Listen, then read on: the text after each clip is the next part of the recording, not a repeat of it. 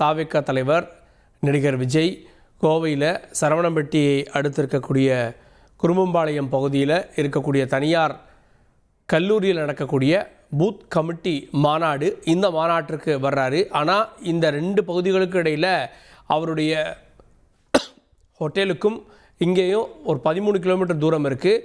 இதற்கு மத்தியில் அவர் இதுவரை அரை மணி நேரம் கடந்திருக்காரு. இன்னும் எவ்வளவு நேரம் அப்படின்றது கேள்வியாக இருக்கிறது. தொடர்ந்து நம்முடைய தாவேகா செய்தி தொடர்பாளர் ரமேஷ் இணைந்திருக்கிறார். ரமேஷ், இந்த மாநாடு எந்த அளவுக்கு பலன் கொடுக்கும்னு நினைக்கிறீங்க? பொதுவாக மாநாடு அப்படின்றது ஒரு மாவட்ட செயலாளர் தலைமையில், அதாவது பூத் கமிட்டி மாநாடுன்றது ஒரு மாவட்ட செயலாளரோ முன்னாள் அமைச்சரோ அமைச்சர்கள் தலைமையில் நடக்கும். கட்சியினுடைய தலைவரே போகிறாரு. இது எந்த அளவுக்கு உத்வேகமாக இருக்கும்? ஏற்கனவே எங்களுடைய தமிழக வெற்றி கழகத்தினுடைய தலைவர் அவர்கள் அறிவித்தது போல, இன்றைக்கு இருக்கக்கூடிய மிகப்பெரிய கட்சிகள் என்று சொல்லப்படக்கூடிய திமுக, அதிமுக ஆகியவற்றை விட மிக அதிக பலம் வாய்ந்த ஒரு பூத் கமிட்டியாக நம்முடைய தமிழக வெற்றி கழகத்தினுடைய பூத் கமிட்டி இருக்கும். அந்த பலத்தை நாங்க காட்டுவோம் அப்படின்றத தலைவர் ஏற்கனவே அறிவிச்சிருந்தாரு. அதன்படி இன்று பாத்தீங்கன்னா பல்வேறு மாவட்டங்கள்ல இருக்கக்கூடிய முதற்கட்டமாக இந்த பூத் கமிட்டி கருத்தரங்கம் அப்படிங்கிறது கோவையில் இன்றைக்கு நடைபெற்றுக் கொண்டிருக்கிறது.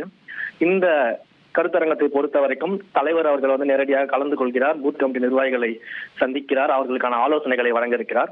நீங்கள் பாத்தீங்கன்னா வழிநெடுக இன்றைக்கு கோவை முழுவதுமாக ஸ்தம்பிக்கும் அளவிற்கு மிகப்பெரிய ஒரு வரவேற்பு தலைவருக்கு கொடுக்கப்பட்டிருக்கு.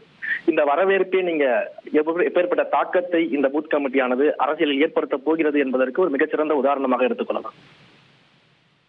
ஓகே, இந்த பூத் கமிட்டி அப்படின்றது தேர்தல் அரசியலில் ரொம்ப முக்கியமான ஒன்று.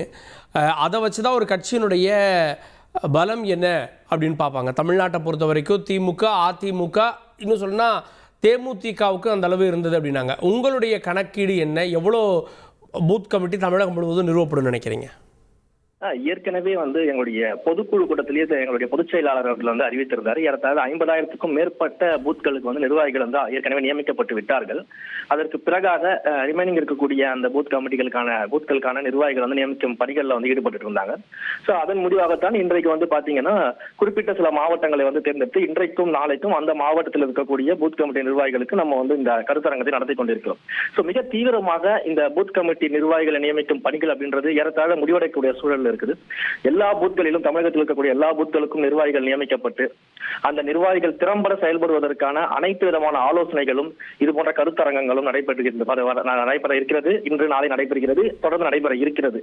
இந்த பூத் கமிட்டி பொறுத்த வரைக்கும் கட்சியினுடைய ஒரு கட்டமைப்பாக, மிக வலிமையான ஒரு கட்டமைப்பாக இன்றைக்கு இருக்கக்கூடிய இந்த திமுக, அதிமுக ஆகியவற்றிற்கு எதிராக மிக பெரிய அளவு பலம் கொண்ட ஒரு கட்டமைப்பாக நம்முடைய கட்டமைப்பு இருக்கும். கொங்கு மண்டலத்தில் முதல் மாநாடு திட்டமிட்டிருப்பதற்கு பிரத்யேக காரணம் ஏதாவது இருக்கா ரமேஷ்? பிரத்யேக காரணம் அப்படிங்கிறது நம்ம எதுவும் சொல்ல முடியாது. ஏன்னா ஏற்கனவே சென்னை மற்றும் சென்னையை சுற்றியுள்ள மாவட்டங்கள்ல தொடர்ந்து நம்முடைய நிகழ்வுகள் நடந்துகிட்டு இருக்குது. ஸோ இந்த முறை நம்ம கொங்கு மண்டலத்துல கோவையில் நடத்திக்கிட்டு இருக்கோம். ஸோ அடுத்தடுத்த விழாக்கள் இது போன்று ஒவ்வொரு மண்டலங்களாக ஒவ்வொரு மாவட்டங்களாக நடைபெறும். இதுல ஸ்பெசிபிக்கா நம்ம குறிப்பிடக்கூடிய அளவிற்கான காரணங்கள் அப்படின்றது எதுவுமே கிடையாது. இன்னும் 11 மாதங்கள் இருக்கு தேர்தலுக்கு. இந்த 11 மாதங்கள்ல தமிழகம் முழுவதும் விஜய் அவர்கள் இதே மாதிரி சுற்றுப்பயணம் போவாரா? இன்னும் எத்தனை மாநாடுகள் திட்டமிடப்பட்டிருக்கு? தொடர்ந்து பல்வேறு திட்டங்கள் இருக்கிறது. பல்வேறு திட்டங்களாக, பல்வேறு கட்டங்களாக மக்களை சந்திக்கக்கூடிய திட்டங்கள் அனைத்துமே தீட்டப்பட்டுக் கொண்டிருக்கிறது. அதற்கான அறிவிப்புகள் எல்லாமே வெகு விரைவில் தலைவர்களிடமிருந்தோ இல்ல கட்சியின் தலைமையிடமிருந்தோ கண்டிப்பாக வரும். இது எல்லாவற்றையுமே எங்களுடைய தலைவரும் சரி, கழகமும் சரி முன்கூட்டியே மக்களுக்கும் மீடியாக்களுக்கும் அறிவித்து விட்டுதான் எல்லா இடத்தையும் செஞ்சுக்கிட்டு இருக்கிறோம். ஸோ அதன்படி மிக விரைவில் அதற்கான அறிவிப்புகள் எல்லாமே வெளியே வரும். இன்றைக்கு நாளைக்கும் இந்த கருத்தரங்கு முதற்கட்டமாக இப்போது முடிந்த பிறகு அதற்கு அடுத்த நடவடிக்கைகள் பற்றி உங்களுக்கான அறிவிப்புகள் வழங்கப்படும். நன்றி ரமேஷ். இணைந்து தாவேகாவுடைய திட்டம் என்ன அப்படின்ற பல விஷயங்களை பகிர்ந்து கொண்டீங்க. தாவேகா தலைவர் இந்த பூத் கமிட்டி கருத்தரங்கு கூட்டத்தை அடைவதற்கே மிகவும் கடினமாக இருக்குது. அந்த அளவுக்கு வரக்கூடிய வழியில் தொண்டர்களும் ரசிகர்களும் வழிமறித்து செல்ஃபி எடுக்கிறாங்க, கொடியை காட்டுறாங்க, உற்சாகமாக இருக்காங்க அப்படின்ற காட்சிகளை நம்ம பார்க்குறோம். இதற்காக பவுன்சர் படை ஒன்று கேரளாவிலிருந்து வந்திருக்காங்க அப்படின்றத காலையில் நம்ம செய்திகளில் பார்த்தோம். அவர்கள் தொடர்ந்து இந்த வாகனத்தின் முன்பாக, அதாவது 1 கிலோமீட்டர் 2 கிலோமீட்டர் இல்லை 13 கிலோமீட்டர் தொடர்ந்து அவங்களும் வந்துட்டுருக்காங்க. பிரச்சார வாகனம் மாதிரியான ஒரு வேன் ஏற்பாடு செய்யப்பட்டிருந்தது. அதுலேயும் நிறைய பேர் தொங்கி அதனுடைய கைப்பிடியெல்லாம் உடைந்து அதுக்கப்புறமா தான் தாமதமாக இந்த கார் ஏற்பாடு செய்யப்பட்டதாகவும் வரக்கூடிய தகவல்கள் தெரிவிக்குது. அந்த அளவுக்கு கூட்டமும் ரசிகர்களுடைய ஆரவாரமும் காணப்படுகிறது. தொடர்ந்து அந்த காட்சிகளை பார்க்க இருக்கிறோம்.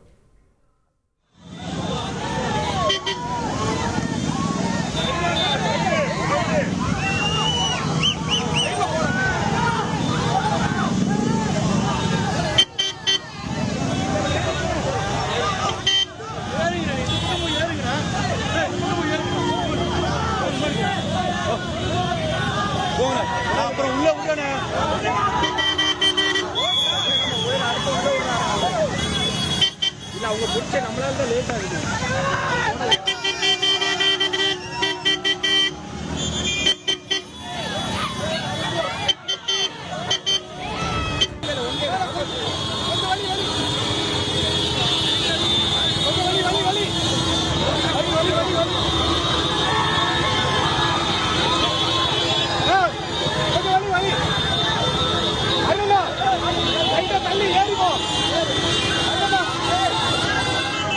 ஏறக்குறைய இந்த மாநாடு நடக்கக்கூடிய இடத்தை விஜய் அடைந்து விட்டார் அப்படின்னு தெரிகிறது.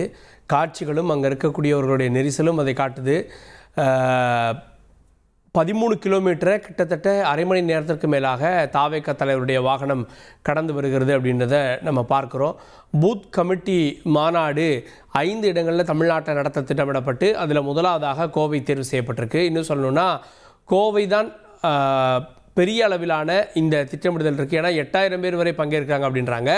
அதன் பிறகு 4 இடங்களில் நடக்க இருக்கிறது. ஸோ முதல்ல கோவை, அதன் பிறகு மற்ற மண்டலங்கள், திருச்சியில் ஒன்று நடக்க போகுது, சவுத்தில் ஒன்று நடக்க போகுது அப்படின்லாம் சொல்கிறாங்க. இந்த முதல் கூட்டமே இந்த மாநாடு மாதிரி இருக்கணும் அப்படின்னு திட்டமிட்டிருந்தாங்க. அதை ஏற்பதான் விஜயுடைய வருகையும் இருக்கிறது. விஜயே நேரடியாக வந்திருக்கிறார். 5 இடங்களுக்கும் போக போகிறாரு. அதுக்கப்புறம் பிரச்சாரத்துக்கும் வரப்போகிறார் அப்படின்றதெல்லாம் வந்து கொண்டிருக்கக்கூடிய தகவலாக இருக்கிறது. இருக்கக்கூடிய சின்ன சாலைகள், குறுகிய சாலை வழியாக போனால் கூட டிராஃபிக்லாம் போயிடலாம் அப்படின்னு அந்த பாதைகளில் கூட விஜய் அவர்களுடைய வாகனம் பயணிக்குது. ஆனால் அங்கேயும் தொடர்ந்து ரசிகர்கள் விஜயை பார்ப்பதற்காக, செல்ஃபி எடுப்பதற்காக குவிந்திருக்கிறார்கள் அப்படின்றத நம்ம காட்சிகளில் பார்க்குறோம். இன்னும் சில நிமிடங்களில் அவருடைய வாகனம் இந்த பூத் கமிட்டிக்கான மாநாடு நடக்கக்கூடிய இடத்திற்கு வரும். ஏற்கனவே இது 1 மணி நேரம் இந்த மாநாடு தாமதமாகி இருக்கிறது. அப்படின்னா இன்னொரு 8-8:30 மணி வரைக்கும் இந்த மாநாடு செல்வதற்கான வாய்ப்பு இருக்குது அப்படின்ற தகவல்களும் அங்கிருந்து வருகிறது.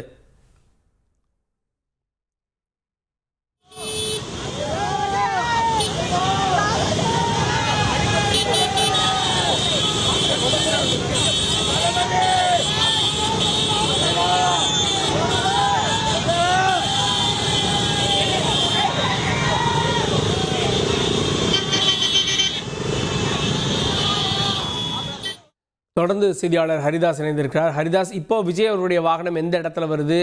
இன்னும் எவ்வளவு நேரம் ஆகும் விஜய் அவர்கள் இந்த மாநாட்டுக்கு வர?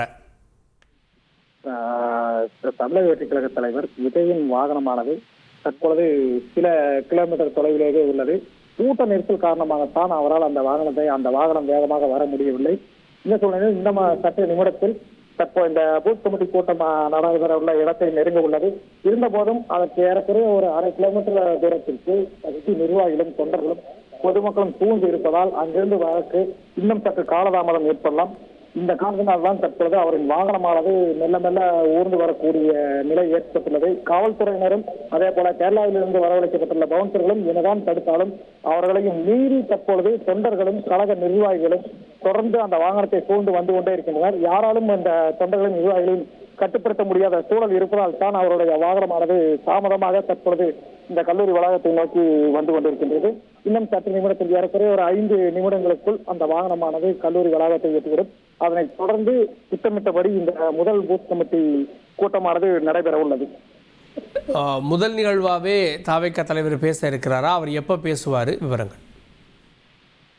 தாவேக தலைவர் கூட்டத்திற்கு வருகையும் அவருக்கு முதல் கட்டமாக கட்சி நிர்வாகிகள் தொண்டர்கள், அதாவது இந்த பூத் கமிட்டியில் கலந்து கொண்டுள்ள அனைவர்களும் அவர்கள் தாவேக தலைவருக்கு வரவேற்பு அளிக்கின்றனர். அதனைத் தொடர்ந்து கட்சியின் ஒருங்கிணைப்பு என்ற முறையில், பொதுச் செயலாளர் என்ற முறையில் புத்தியானந்த் அவர்கள் சிறப்புரையாற்ற உள்ளார். அதனைத் தொடர்ந்து கட்சியின் முக்கிய நிர்வாகிகள் பூத் கமிட்டி எவ்வாறு அமைக்க வேண்டும், எப்படி அமைத்தது, அதே போல ஏற்கனவே கடந்து வந்த காலங்களில் விஜய் மக்கள் இயக்கம் இருந்த போது அப்போது தேர்தல் நின்றவர்கள் எப்படி பயணித்தார்கள், அவர்கள் எப்படி மக்களை சந்தித்தார்கள், அவர்கள் எந்த மாதிரியான டேட்டாக்களையும் வைத்து அந்த மக்களை சந்தித்து அந்த ஊரக உள்ளாட்சி தேர்தலில் வெற்றி பெற்றார்கள், அதனையும் ஒரு அதாவது காணொலி காட்சியாக வெளியிட்டு அதை காண்பித்து நாம் விஜய் மக்கள் இயக்கம் இருந்த போதே நாம் இவ்வாறு பயணித்து ஜெயித்திருக்கிறோம், அது போன்ற பல்வேறு முக்கிய தகவல்களாம் தெரிவிக்கப்பட்டுள்ளன. அதனைத் தொடர்ந்து இறுதியாகத்தான் தமிழக வெற்றி கழக தலைவர் விஜய் அவர்கள் சிறப்புரையாற்ற உள்ளார்.